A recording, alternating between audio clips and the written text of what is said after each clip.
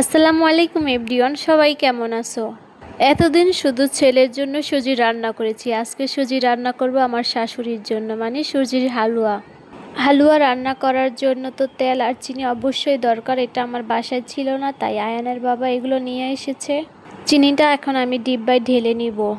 সুজির হালুয়া আমার তেমন একটা পছন্দ না, মানে আগে পছন্দ ছিল, কিন্তু যখন থেকে ছেলেকে খাওয়ানো শুরু করলাম সুজি, এটার উপর এখন আমার ভক্তি উঠে গেছে। আমার সুজির হালুয়া এখন আর ভাল লাগে না।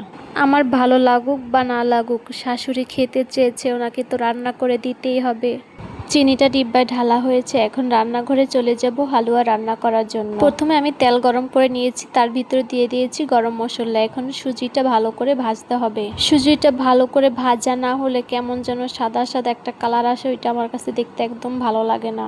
সুজিটা ভালো করে ভাজা হয়েছে, এর ভিতরে পানি দিয়েছি, এখন দিয়ে দিব চিনি। আমার শাশুড়ি একটু মিষ্টি পছন্দ করে, তাই চিনিটা একটু বেশি দিয়ে দিব। আমি সুজির হালুয়া কোনো সময় রান্না করি না, ভুল হলে কিছু মনে করবেন না আবার।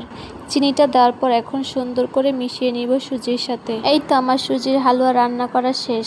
আয়নের বাবা কালকে রাতে লেচু আনছিল, ওইটা আর ওনাকে দেওয়া হয় না, ভাবতেছি এটার সাথে সব একসাথে দিয়ে আসবো। নাস্তা রেডি হয়ে গেছে, এখন ডেলিভারি ম্যানের কাছে পাঠিয়ে দিব, মানে আয়নের বাবার কাছে পৌঁছে দিব। আয়নের বাবা আর দাদিকে দিয়ে আসবে।